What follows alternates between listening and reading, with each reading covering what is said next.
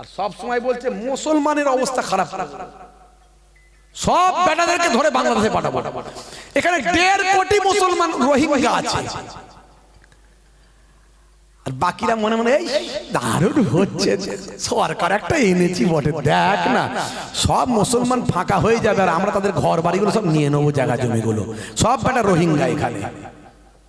কথা ঠিক না বল?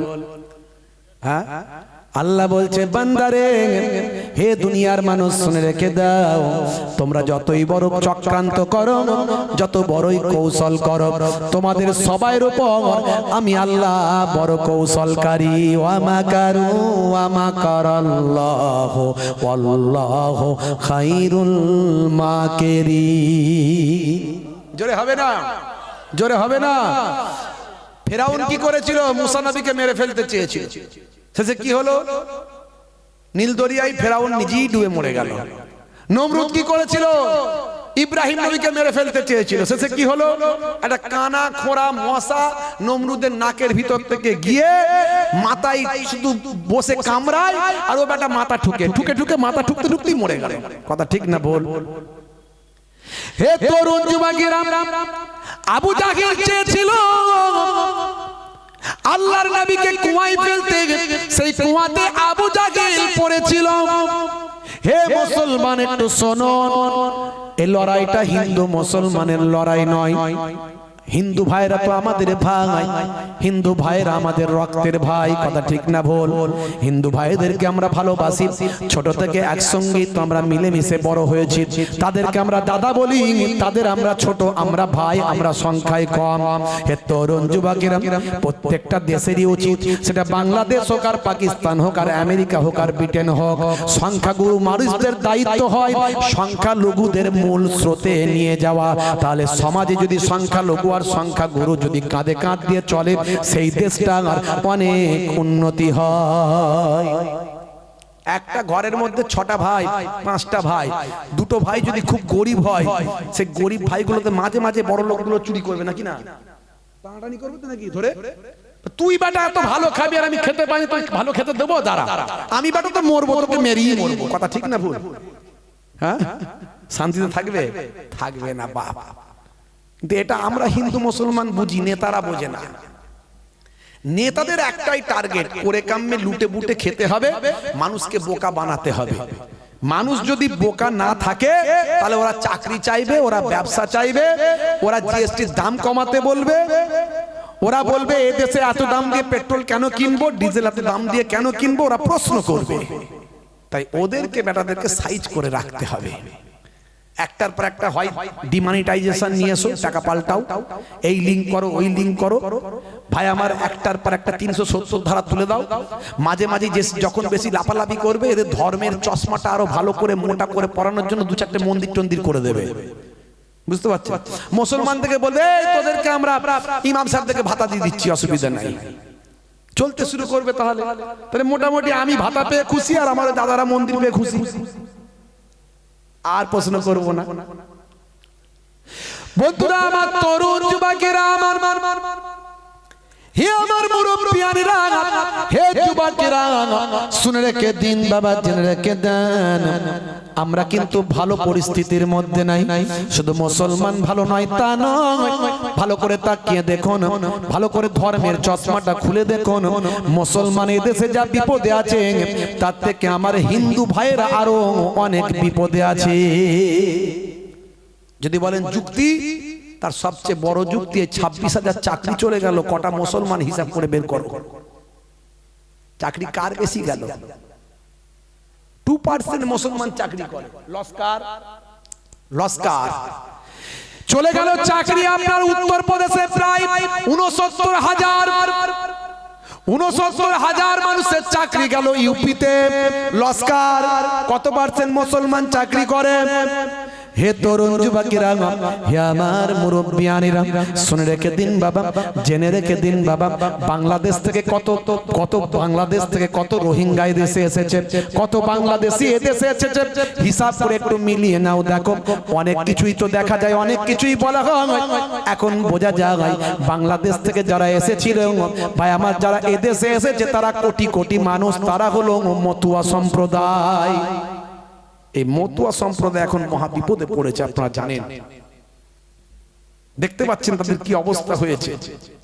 তাদেরকে এতদিন ধরে voter card, Aadhaar card, ration card, PAN card, চাকরি সব দেওয়া হয়েছে। তারা নাগরিক, আমরাও জানি তারা নাগরিক, আর আমরাও চাই তারা নাগরিকত্ব নিয়েই থাকুন। তারা আমাদের শত্রু নন। ইসলাম শত্রুতা শেখায় না, ইসলাম ক্ষমা শেখায়। তোমার বিরুদ্ধে বিরোধিতা করেছে, তোমাকে কটু কথা বলেছে, তোমার উপর আঘাত করেছে, তুমি তাকে ক্ষমা করে দাও। সারা পৃথিবীতে এই যে প্রায় 200 কোটিরও বেশি মুসলমান, আরো কয়েকশো কোটি মানুষ ইসলামকে ভালোবাসে, কোরআন ভালোবাসে, নবী ভালোবাসে। সেটা ইসলামের মহানুভবতার কারণে। ইসলাম আত্মকেন্দ্রিকতাকে পছন্দ করে না, ইসলাম পছন্দ করে ব্যাপকতাকে। জোরে বলেন সুবহানাল্লাহ। এই জন্যই তো ইসলাম বলেছে লা ইয়ারহামুল্লাহু মান লা ইয়ারহামুন নাস, যে মনুষ্য জাতির উপর দয়া করে না, মহান আল্লাহ তার উপর দয়া করেন না। জোরে হবে না?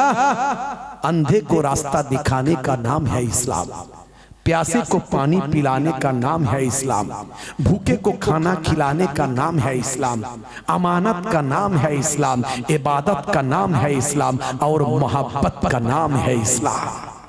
जोरे হবে না?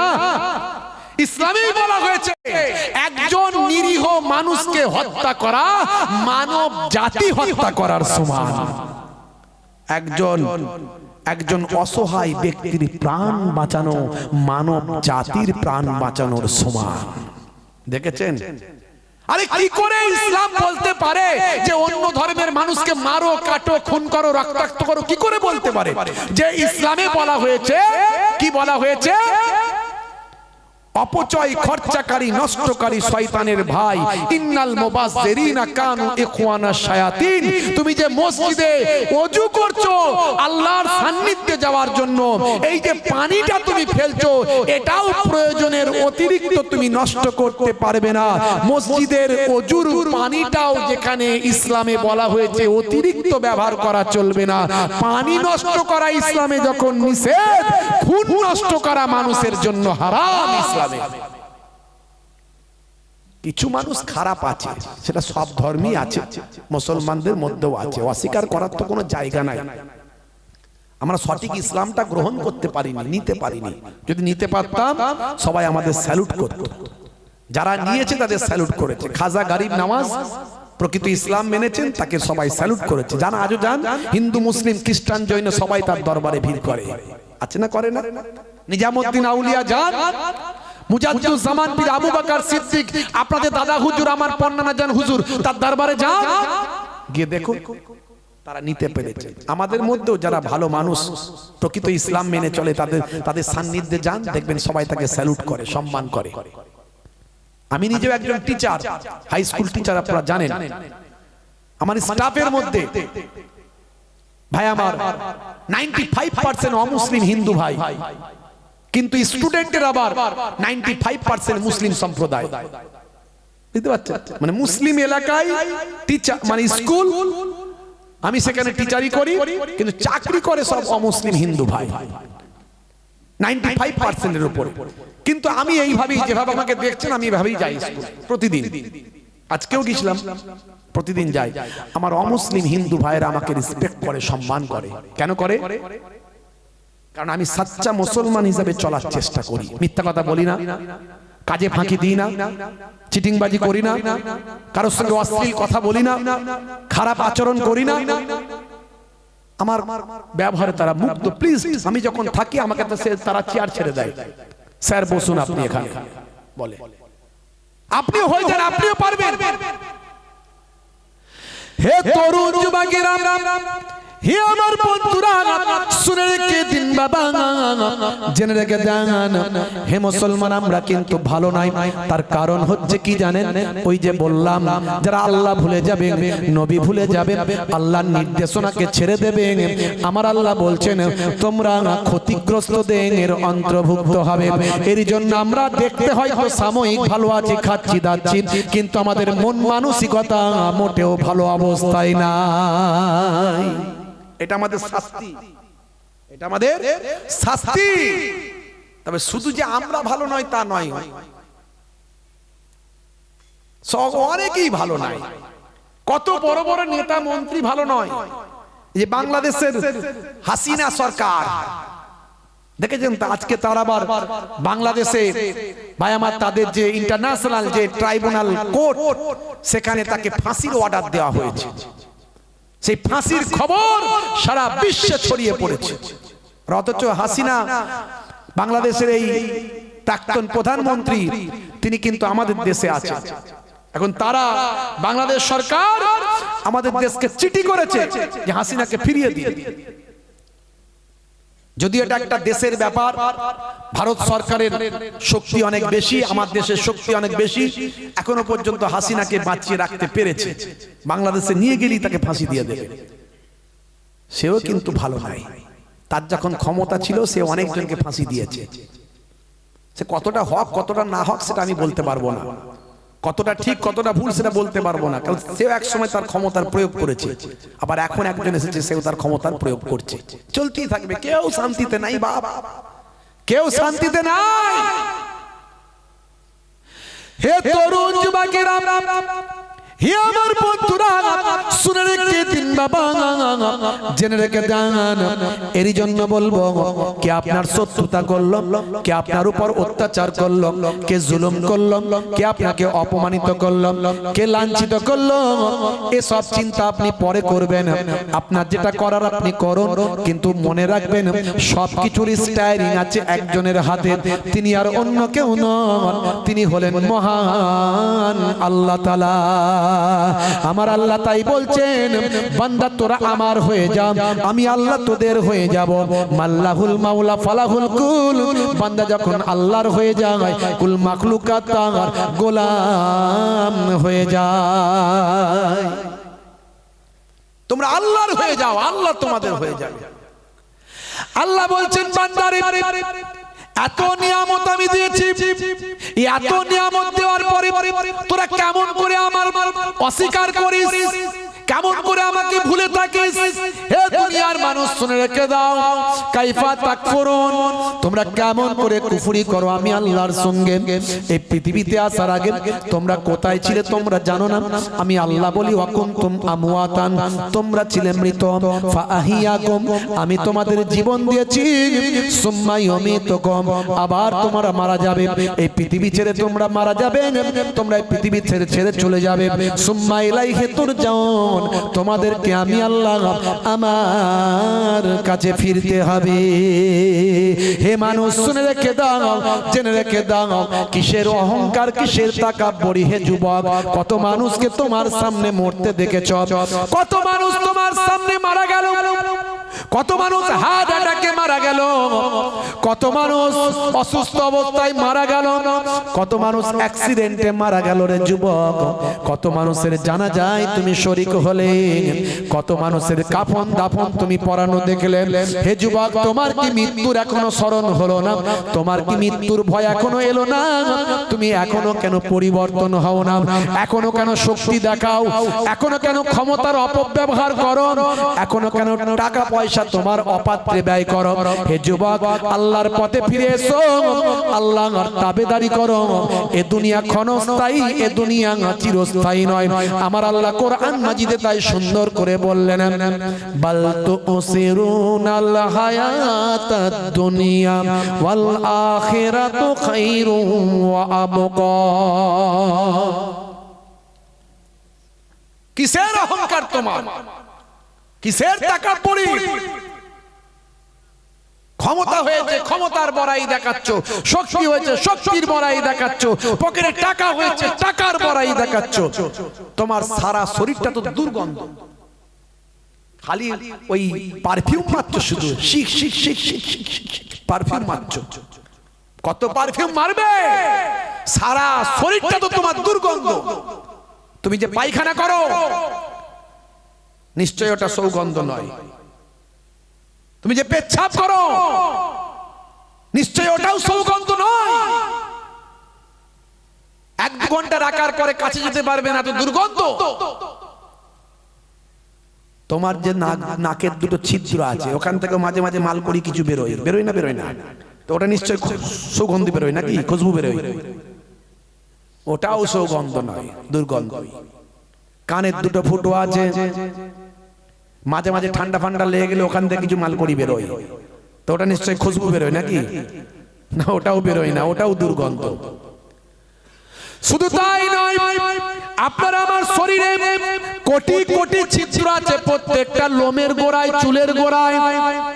যখন আমরা ঘামাক্ত হয়ে যাই, ঘেমে যাই, যখন আমাদের শরীরটা ঘামাক্ত হয়ে যায়, তখন ওই শরীরের লোমের কাছ দিয়ে, গোড়া দিয়ে অসংখ্য পানি বের হয়ে আসে, যেটাকে আমরা বলি ঘাম।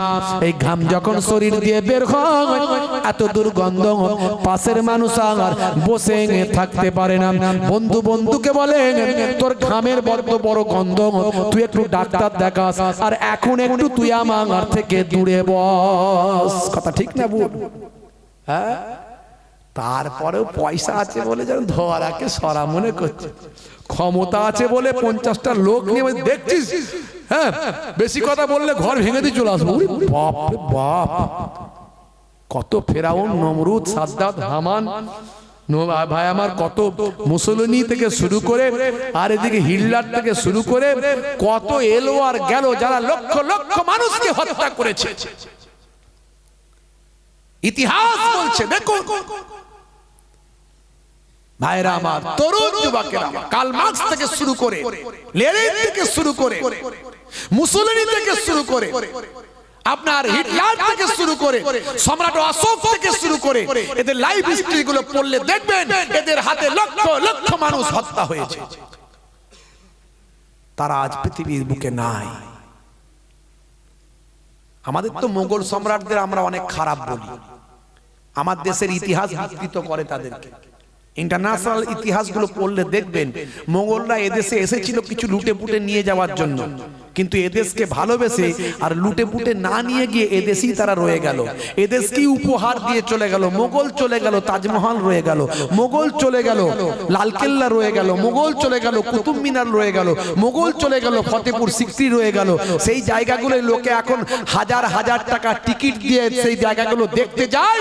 তারা এমন আশ্চর্য জিনিস তৈরি করে দিয়ে গেল, মোগল চলে গেল, মানুষ তাদের আশ্চর্য জিনিস তৈরি করা জিনিসগুলো দেখতে লাগলো, দেখে সেখানে টাকা দিয়ে ভারত সরকারের অর্থনৈতিক পরিকাঠামোকে বৃদ্ধি করতে লাগলো। তারপরে তো কিছু মানুষ বলে মোগল নাকি বিরাট ক্ষতি করেছে, প্রতিদিন নাকি সম্রাট ঔরঙ্গজেব 10,000 করে নাকি মুসলমান বানিয়েছে। ঔরঙ্গজেব রাজত্ব করেছিল 50 বছর, 49 বছর সামথিং। প্রতিদিন যদি 10,000 করে মুসলমান বানাতো, ভারতবর্ষে একটা অমুসলিম থাকতো বলে মনে হচ্ছে? ভারতবর্ষে মুসলমান বেশি না অমুসলিম বেশি? জোরে বলে। টোটাল সারা ভারতবর্ষে 15%, 14% মুসলমান, 100 জনের 14 জন। তারপরেও বলছে ওই নেতারা সব বলছে নাকি হিন্দুরা নাকি হিন্দু খাতরে মে হ্যায়। 100 জনের 14টা আমরা মুসলমান, আর আমাদের ভয় নাকি এই 13-14টার ভয় নাকি 86টা হিন্দু ভাইরা পায়। কারা বলছে? এটা হিন্দু ভাইরা বলছে না। হিন্দু ভাইরা ঠিক আছে, তাদের সঙ্গে আমাদের যেমন বন্ধুত্ব মহাব্বত সেগুলো আছে কম বেশি। কিছু মানুষের পরিবর্তন করার চেষ্টা করেছে, ভুল বুঝিয়েছে, কিন্তু এই ভুল বেশি দিন তো থাকবে না। কারণ এখানে এটা উত্তরপ্রদেশ নয়, এটা গুজরাট নয়। গুজরাটের সিস্টেমটা, গুজরাটের যে কাজটা হয়েছে, উত্তরপ্রদেশে যে কাজটা হয়েছে সেটা পশ্চিমবঙ্গে হবে না। তার কারণ কি বলুন তো? গুজরাটে হিন্দু গ্রাম এখানে, মুসলিম গ্রাম সেখানে, একজনের সঙ্গে অপরজনের যোগাযোগ নাই। আর এখানে পশ্চিমবঙ্গে একই পাড়াতে হিন্দু মুসলমানের বাস। কত বুঝিয়ে রাখবি, কত বুঝিয়ে রাখবি? সকাল হলেই দেখা হবে, চা খাবে, একে অপরের সাহায্য সহযোগিতায় ঠিক আসবে। এই তো বারাসাতে, এই বারাসাতে একটা মসজিদ, এই বারাসাতে একটা মসজিদ হিন্দু পাড়ায়, খবর নিয়ে দেখবেন হিন্দু পাড়ায় মসজিদ, একটাও সেখানে মুসলিম নাই, কিন্তু মসজিদ ঠিক চলছে, রং হচ্ছে, মাইকে আজান হচ্ছে। কারা দিচ্ছে, কারা পরিচালনা করছে? সব হিন্দু ভাইগুলো করছে। 1971 সালে যখন দেশ বিনিময় প্রথা হয়েছিল, যখন বাংলাদেশ স্বাধীন হলো, বিনিময় প্রথা যখন হয়েছিল, ওই জায়গার মুসলিম গুলো যারা বাস করতো তারা বাংলাদেশে চলে গিয়েছিল, আর বাংলাদেশ থেকে ওই জায়গায় হিন্দু ভাইরা এসেছিল, চলে এসেছে এখানে। তো হিন্দু ভাইরা সম্ভ্রান্ত পরিবার, যারা শিক্ষিত মানুষ হয়, তাদের অনেক দিমাগ আছে, বুদ্ধি আছে, তারা বলছে আমরাও তো মন্দিরে গিয়ে সেই প্রভুকে ডাকি, ঈশ্বরকে ডাকি, গডকে ডাকি, আর ওরাও মসজিদে এসে ডাকি। ডাকি তো সেই একজন কি রে বাবা, তো মসজিদে ভাঙবো কেন? থাক, প্রভুর ঘর আছে, থাক, ওটাকে আমরাই দেখভাল করব। দূর থেকে মুসলমানদের বলেছে তোমরা এসে এখানে নামাজ পড়বে। বারাসাত আজও আছে, দেখে আসবে। আমি গিয়ে দেখে এসেছি, আমি নিজেকে দেখে এসেছি। দূর থেকে মুসলমানরা এসে সেখানে নামাজ পড়ে, আর ওই হিন্দু পরিবারটি তারা রং করে, মাইক চালায়, আলো দেয়, লাইট দেয়, সবকিছু করে। আচ্ছা বলুন তো, তাহলে এই পশ্চিমবঙ্গে হিন্দু মুসলমানের দাঙ্গা হাঙ্গামা করানো যাবে? যাবে বলে মনে হচ্ছে? সম্ভব। নেতারা ফেল হবেই হবে। ফেল হয়ে গিয়ে দেখবেন নেতারা এখন একটু মানে হতাশার বাণী বলছে। হতাশার বাণী দেখবেন, ওই যে নেতাগুলো এতদিন চিৎকার করছিল হিন্দু মুসলমান মানে এক্ষুনি মারপিট লাগিয়ে দিতে পারলে ভালো হয়, বলছে না, মনে হচ্ছে হবে না খুব একটা কাজ বলছে। দেখো নিউজে বললাম, এই কদিন আগে মাত্র দেখলাম একজন হিন্দু ভাই তার দুটো কিডনি খারাপ হয়ে গেছে, দুটো কিডনি খারাপ হয়ে গেছে। নিউজটা আমার কাছে রাখা আছে।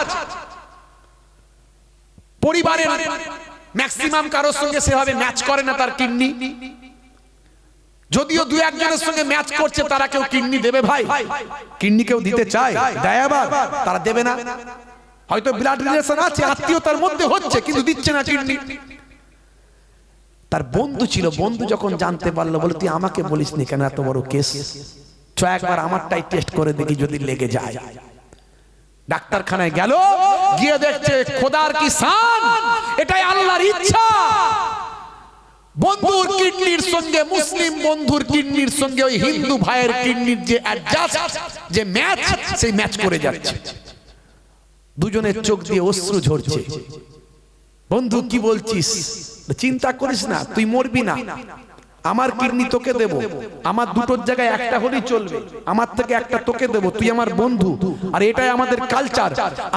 আমার কিডনি তোর ভিতরে গিয়ে বেঁচে থাকবে, আমার বন্ধুত্ব বেঁচে থাকবে। এইটাই হলো বাংলা, এটাই হলো রামকৃষ্ণের দেশ, এটাই হলো স্বামী বিবেকানন্দের দেশ, এটাই হলো পীর আবু বকর সিদ্দিকের দেশ। এটা যোগীর দেশ নয়।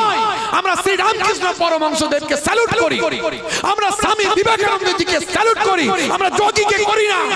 যোগীর গেরুয়াটা স্বামী বিবেকানন্দের গেরুয়া নয়। যোগীজির গেরুয়া স্বামী বিবেকানন্দজির গেরুয়া নয়। গেরুয়াকে সম্মান করি, গেরুয়া হলো ত্যাগের প্রতীক। ওই গেরুয়া, যে গেরুয়াটা স্বামী বিবেকানন্দজি পড়েছেন, তিনি বলেছেন হাড়িমুচি চন্ডাল ভারতবাসী আমার ভাই। কোন ধর্মীয় বিভাজন করেননি, হিন্দু মুসলমানের লড়াই করেননি, তিনি সম্প্রীতির বার্তা দিয়েছেন। জীবে প্রেম করার কথা বলেছেন। জীবে প্রেম করে যেই জন, সেই জন সেবিতে ঈশ্বর, তিনি বলেছেন। ভাইরা আমার, আর ওই যোগীজি বলেছে, যোগীজি কি বলেছে? মুসলিম মহিলাদের নাকি কবর থেকে তুলে ধর্ষণ করো। ছি ছি ছি ছি ছি ছি, এরা ধর্মগুরু, এরা ধর্মগুরু। কিছু আমাদের মুসলিমদেরও আছে, বাংলাদেশ থেকে মাঝে মাঝে ভিডিওগুলো দেখি, খুব উগ্র। এদের জন্য পরিবেশ খারাপ হয়। এদেশের কিছু ধর্মগুরু হিন্দু ভাইদের আছে, আর ও দেশের কিছু মুসলিমদের মধ্যে আছে। এরা আমাদের এই পাশাপাশি দুটো বাঙালি এলাকা, তো আমরাও বাংলা বলি, ওরাও বাংলা বলে, মিলটা তো ভালো আছে। ওখানে কিছু হলে এখানে খবর আছে, এখানে কিছু হলে খবর হয়। এখানে কিছু মুসলমানদের উপরে অত্যাচার জুলুম করলে উত্তরপ্রদেশ থেকে শুরু করে কোথাও কিছু হলে বাংলাদেশে দেখবে হিন্দু খাতরে মে, হ্যাঁ হিন্দুদের উপরে জুলুম চলছে। আবার ওখানে কিছু হলে এখানে চলে, মানে খুব সমস্যা আমরা পড়েছি, পরিস্থিতি খুব খারাপ। ভাইরা আমার, তরুণ যুবকেরা আমার, ছেলেদেরকে শিক্ষিত করুন, বাচ্চাদেরকে শিক্ষিত করুন, পড়ান, পড়ান। কোন চক্রান্ত কাজ হবে না, ভয় পাওয়ার কোনো কারণ নাই। আমরা হিন্দু মুসলমান যেমন মিলেমিশে ছিলাম, আছি এবং থাকবো। চক্রান্তকারীরা চক্রান্ত করে আমাদের মাঝখানে বিভাজন করার চেষ্টা করছে। তারা বোঝানোর চেষ্টা করছে এই যে ভারতবর্ষে 14টা মুসলমান আছে, 14%, এটা 86% মুসলমানের জন্য, হিন্দুদের জন্য বিপদ। তারা বোঝানোর চেষ্টা করছে হিন্দু খাতরে মে হ্যায়, হিন্দু খাতরে মে হ্যায়, হিন্দু রাষ্ট্র চাই, হিন্দু রাষ্ট্র চাই। আমি বলি হিন্দু রাষ্ট্র নয়, কি এটা মুসলিম রাষ্ট্র? এটা কি মুসলিম রাষ্ট্র নাকি? ভারতবর্ষের প্রধানমন্ত্রী হিন্দু, ভারতবর্ষের রাষ্ট্রপতি হিন্দু, ভারতবর্ষের যত রাজ্যপাল আছে সব হিন্দু, প্রত্যেকটা রাজ্যের মুখ্যমন্ত্রী এক একজন ছাড়া সব হিন্দু, বড় বড় যারা অফিসার লেভেলে আছে সব হিন্দু। খাতায় কলমে তো করে দিলেই হয় হিন্দু রাষ্ট্র, আমাদের তো কোনো আপত্তি নাই। আমরা তো শ্রী রামকৃষ্ণ দেবের হিন্দু রাষ্ট্র দেখতে চাই, আমরা তো স্বামী বিবেকানন্দজির হিন্দু রাষ্ট্র হোক এটা চাই।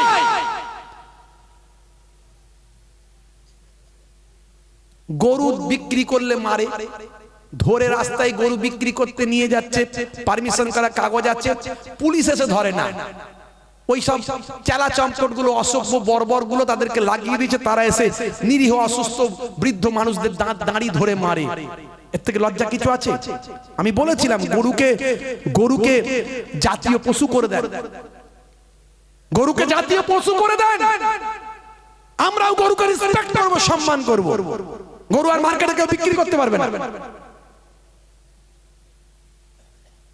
আর গরুকে কি করছেন ভালো করে খবর নিয়ে দেখুন, ইন্টারনেট সার্চ করুন। সারা পৃথিবীর মধ্যে ভারতবর্ষ হলো গরুর মাংসকে কেটে পিস করে নির্মম ভাবে হত্যা করে। মুসলমানরা তো পানি খাইয়ে আদব করে সম্মান করে হত্যা করে, জবাই করে, ওরা নির্মম ভাবে মেশিনে ঢুকিয়ে দেয়, নির্মম ভাবে পানি না পান করিয়ে অসভ্যের মতো সেই গরুগুলোকে মেশিনে ঢুকিয়ে হত্যা করে সেই গরুগুলোকে বিদেশে প্যাকেট করে পাঠিয়ে দিচ্ছে। সারা পৃথিবীতে এই বিফ এক্সপোর্ট কোম্পানি যত আছে তার মধ্যে সবচেয়ে বিফ এক্সপোর্ট করা দেশসমূহের মধ্যে ভারতবর্ষ হলো 2 নম্বরে র‍্যাঙ্ক, মানে সবচেয়ে বেশি। ভারতবর্ষ এই দেশ থেকে গরু কেটে বিদেশে পাচার করছে, এ তথ্য জানা নাই? খবর নিন, ইন্টারনেট সার্চ করুন, গুগল সার্চ করুন। যতগুলো বড় বড় বিফ এক্সপোর্ট কোম্পানি আছে ভারতে, নামগুলো সব দিয়েছে মুসলমানের নাম। কত বড় 2 নম্বরই জালি পিস সব, খালি মানুষকে বোকা বানানো কাজে দেয়। আর প্রথম সারির মিডিয়াগুলো সব বিক্রি হয়ে গেছে, সত্য কথা তুলে ধরে না গদি মিডিয়া। আর আমাদের এই এতগুলো ইউটিউব দেখতে পাচ্ছেন, একটাও কাজের নয়, সব বেকার। এরা শুধু এসেছে 1.5 ঘন্টা করে ওয়াজ ছাড়বে, খাজা গারিব নামাজ পানির উপর দিয়ে উড়ে চলে না, আল্লাহু আকবার। খাজা গারিব নামাজ পানির উপর দিয়ে উড়ে চলে গেল, 1.5 ঘন্টার ওয়াজ। যে ওয়াজটা ছাড়লে, যে বক্তব্যটা দিলে আমাদের সমাজটা হেদায়েত হবে, উপকার হবে, হিন্দু মুসলমানের মধ্যে ঐক্য তৈরি হবে, হিন্দু ভাইরা বুঝতে পারবে মুসলমানরা তাদের শত্রু নয়। 14টা মুসলমান 96টা হিন্দুকে হত্যা করতে পারে না। যদি মুসলমানদের রাজা বাদশাগুলো সব খারাপ থাকতো, যদি ঔরঙ্গজেব প্রতিদিন প্রত্যেকদিন 10,000 করে মুসলমান বানাতো, তাহলে ভারতবর্ষে হিন্দু সম্প্রদায়ের মানুষ কখনো সংখ্যাগুরু থাকতো না। এগুলো বুঝাবে কে? গদি মিডিয়া তো সব বিক্রি হয়ে গেছে, তারা তো নেতাদের কাছে বিক্রি হয়ে গেছে। সাধারণ ভোলা ভালা হিন্দু মুসলমান মানুষকে ভুল বুঝিয়ে সমাজটাকে শেষ করে ফেলছে, ধ্বংস করে ফেলছে। আর আমাদের এত ইউটিউব, যাক আল্লাহ তুলেছে, যে আমি দোয়া করি, এরা অনেক তবু অনেক ওয়াজ নাসিহাতের কাজটা করছে। কিন্তু শুধু এটা করলে হবে না বাপ, তোমাদের আরেকটা করে চ্যানেল করো, সেখানে কাটিং ভিডিও 10 মিনিট করে দাও, 15 মিনিট করে দাও, ওটা নিউজ হিসেবে কাজ করবে। আরো কতগুলো নিউজ চ্যানেল আমাদের তৈরি হয়েছে, ও যে যার পার্টির কাছে বিক্রি হয়ে গেছে, সেই পার্টিরই শুধু নিউজ করে, সাধারণ মানুষের কথা তুলে ধরে না। খুব সমস্যা হয়ে গেছে ভাইরা আমার, তরুণ যুবকেরা আমার। সম্রাট ঔরঙ্গজেব 49 বছর রাজত্ব করেছিল। সম্রাট ঔরঙ্গজেবের আমলে 22% অন্যান্য যত রাজা বাদশা, আকবর, হুমায়ুন থেকে শুরু করে ভাই আমার, খুব বেশি হলে 22% হিন্দু ভাইরা সেই বাদশার অধীনে তারা বিভিন্ন দপ্তরে চাকরি করত। কিন্তু সম্রাট ঔরঙ্গজেবই একমাত্র ব্যক্তি যিনি 22 থেকে 32% পর্যন্ত অমুসলিমদের চাকরি দিয়েছিলেন। অনেকে প্রশ্ন করেছিল, আপনি এটা কি করে করছেন, আপনি মুসলিমদেরকে বেশি দিচ্ছেন না কেন? তখন তিনি বলেছিলেন, ধর্ম ধর্মের জায়গায়, কর্ম কর্মের জায়গায়। আমি কাজ দেখি, কাজের জায়গায় ধর্ম দেখি না। ধর্মটা ধর্মের জায়গায় থাকে, কর্মটা কর্মের জায়গায় থাকে।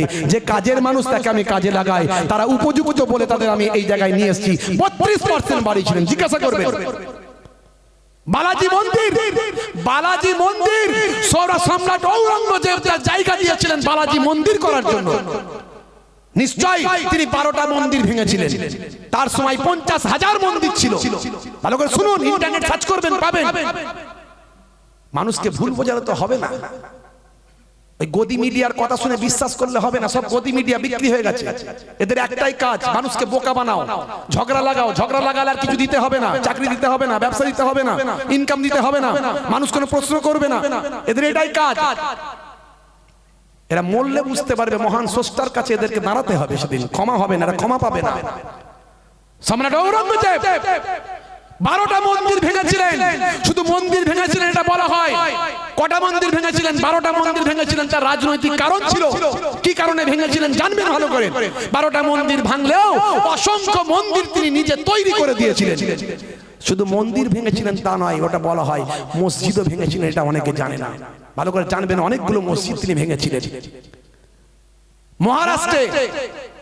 মহারাষ্ট্রে তাজিয়া হয়েছিল। তাজিয়া, হাই হাসান হাই হোসেন, এই মিছিল করতে গিয়ে বহু মানুষ মারা গিয়েছিল। ওই তাজিয়া বন্ধ করে দিয়েছিলেন সম্রাট ঔরঙ্গজেবের। কাজগুলো আপনাকে জানতে হবে। শুনে রাখুন, সম্রাট ঔরঙ্গজেব সম্পর্কে যদি আপনি জানেন, আপনি বুঝতে পারবেন তিনি এমন একজন মানুষ ছিলেন। তিনি রাজকোষের অর্থ কোনোদিন ভক্ষণ করতেন না। তিনি বই লিখতেন, কেতাব লিখতেন, সেই কেতাব মার্কেটে বিক্রি করাতেন, সেখান থেকে অর্থ ভক্ষণ করতেন। আর মাথার টুপি, এই টুপি নিজে হাতে তৈরি করতেন, সেই টুপি বিক্রি করে সেই টুপি দিয়ে অর্থ চালাতেন। রাজকোষের অর্থ তিনি ভক্ষণ করতেন না। এটা আমি বলছি না, ভারতের প্রথম সারির মিডিয়া পর্যন্ত লিখেছিল। যখন ওই ঔরঙ্গজেব রোডটা চেঞ্জ করা হচ্ছিল, তখন আমার বাংলার বড় বড় মিডিয়াগুলো এই তথ্যটা দিয়েছিল। সেটাও আমার কাছে রাখা আছে। বানানো গল্প বলছি না, একটু কথা বেশি উত্তেজিত হয়ে বলে ফেলছি আসলে, বুঝতে পারছেন তো? কারণ এমনি মানুষজন ফাঁকা ছিল, যাকে একটু এসে বসে মোটামুটি হয়েছে, ম্যানেজ হয়েছে। হ্যাঁ, তার উপরে পরিবেশ পরিস্থিতি যা চলছি আমরা, খুব খারাপ লাগছে আমাদের সমাজের অবস্থা দেখে। ভাইরা আমার, কি কথা আপনাদের বলবো আমি, একটা উদাহরণ দিলে বুঝতে পারবেন। এই যে দিল্লি বিস্ফোরণ হলো, এই দিল্লি বিস্ফোরণে কি দেখানো হলো? প্রথম দিনই দেখা গেল 4-5 জন মুসলমানদের বড় বড় ডাক্তারদেরকে অ্যারেস্ট করা হলো। তাদের সবাই আবার মুখে এত বড় বড় দাড়ি। আর প্রথম সারির মিডিয়াগুলো এমন প্রচার করলো, এমন ভাবে প্রচার করলো প্রথম সারির মিডিয়াগুলো, গদি মিডিয়াগুলো, 1 ঘন্টা ছাড়া ছাড়া আপডেট, 1 ঘন্টা ছাড়া ছাড়া আপডেট। আর শুধু ছবি দেখাচ্ছে, নাম দিচ্ছে, ছবি দেখাচ্ছে, নাম দিচ্ছে। 86% হিন্দু ভাইদেরকে বোঝানোর চেষ্টা করছে বারবার, এই দাড়িওয়ালা টুপিওয়ালা এই মুসলিমরা, এরা ডাক্তার হোক আর যাই হোক, সব কারা জঙ্গি। আমরা কি বুঝি না? এটাই বোঝানোর চেষ্টা করছো। এর মধ্যে রাজনীতি, বিভাজন, হিন্দু মুসলমানের বিভাজন করতে পারলি ভোটে টিকে থাকবো। মাত্র কয়েকটা দিন কেটেছে, এই দেখুন, তথ্য ছাড়া কথা বলি না, আনন্দবাজার.com ছোট্ট করে লিখে দিল, এত দিন ধরে প্রচার করলো, আর সেটা ছোট্ট করে লিখে দিল, দিল্লি বিস্ফোরণে যুক্ত নন ধৃত 3 চিকিৎসককে মুক্তি দিল এনআইএ, ছাড়া পেলেন দিনাজপুরের নিসারও। 4 জন যে ডাক্তারকে অ্যারেস্ট করেছিল তাদেরকে সবাইকে ছেড়ে দেওয়া হলো এবং বেকসুর খালাস, তারা কোনো দোষী নয় বলে প্রমাণিত হয়ে গেল। যখন দোষী নয় বলে প্রমাণিত হচ্ছে, তার আগে তাদের অনেক বড় সর্বনাশ হয়ে গেছে। তারা রেপুটেড পারসন, শিক্ষিত মানুষ, তাদের অনেক অসম্মান হয়ে গেছে। সারা দেশের কাছে, সারা বিশ্বের কাছে তাদেরকে জঙ্গি বানানো হয়ে গেছে। তখন এখন আর বড় বড় করে হেডিং করা হচ্ছে না সব মিডিয়াতে, এখন ছোট্ট করে আনন্দবাজার.com ছোট্ট করে লিখে দিয়েছে, ওরা দোষী নয়, ওদের ছেড়ে দিয়েছে। দেখুন 3 লাইন লিখে দিয়েছে। এর জ্বালা কোথায় রাখবো, কাকে বোঝাবো, এর দুঃখ কার কাছে শোনাবো, কে শুনবে? এই কথাগুলো বলি বলে আমাদের শত্রু কিন্তু অনেক ভালো চোখে দেখে না। কেন বুঝিয়ে দিচ্ছি, কেন এভাবে বলছি, কেন এভাবে টান দিয়ে ওয়াজ করলে সে ভালো, যে ভালো ওয়াজ করতে পারে, মানে গলে গেলে বলে দিয়ে চলে গেল, ম্যানেজ হয়ে গেল, গালাগালি করে দিল, কিস্তি করে দিল, উগ্র উগ্র ভাষা বলে দিল, তাকে লোকে বলবে, ওরাই তখন দেখাবে গদি মিডিয়া, দেখেছো মুসলমানদের বক্তাগুলো কত উগ্র, এরাও জঙ্গি। আর তথ্য দিয়ে, যুক্তি দিয়ে বুঝিয়ে দিলে ওদের চোখে ভালো নয়। তার মানে মানুষকে পরিষ্কার করে দিচ্ছে, হিন্দু মুসলমানের মধ্যে মেলবন্ধন তৈরি করে দিচ্ছে, যেটা ওদের পছন্দ নয়। এটা একটা দিলাম, আরো দেখবেন 7 বছর জেল খেটে বেকসুর খালাস 4 নিরীহ মুসলিম। মিডিয়া নিউজ দেখুন, পেপারে বেরিয়েছে। 7 বছর জেল খাটার পরে সে বেকসুর খালাস। এই 7টা বছর কেউ ফিরিয়ে দেবে? আমার দেশের আইন আছে যে 7 বছর তার যে জীবনটাকে নষ্ট করা হলো, এর জন্য তাকে রিটার্ন দিতে হবে। 7 বছরের সুদে আসলে তাকে অর্থ দিতে হবে এবং ভারতবর্ষের সবকটা মিডিয়ায় 3 দিন ধরে প্রচার করতে হবে। আছে এরকম আইন? কেউ জানতে পারলো না। 7 বছর জেল খেটে কোন রকমে এলো, সে তো অসুস্থ হয়ে গেল, মরার মতো অবস্থা হয়ে গেল। আরো দেখবেন, কত দেখবেন, কত দেখবেন। সন্ত্রাসী সন্দেহে, শুধু সন্দেহ করে সন্ত্রাসী সন্দেহে 23 বছর জেল খাটার পর, 23 বছর, কত বছর? 23 বছর শুধু সন্দেহ করে 23 বছর জেল খাটার পর বেকসুর খালাস পেয়েছিলেন নিসার আহমেদ। মিডিয়া পেপারে দিয়েছে, ছোট করে দিয়ে দিয়েছে। আর দেখবেন, কটা বলবো, তথ্য ছাড়া কথা বলেন। ডকুমেন্ট সব আছে, ডকুমেন্ট সব রাখা আছে। কত দেখবেন, সব আছে, কত দেখবেন। এই যে কেরালা, 5 মুসলিম man discharged by NIA court in explosive Caesar case after 13 years. Caesar case যেটা হয়েছিল 13 বছর পর তারা মুক্তি পেল কেরালায়। 13 বছর তাদের যে চলে গেল, তাদের সন্তান, তাদের কারবার, তাদের ব্যবসা, তাদের চাকরি, তাদের ইজ্জত, তাদের সম্মান, তাদের রেপুটেশন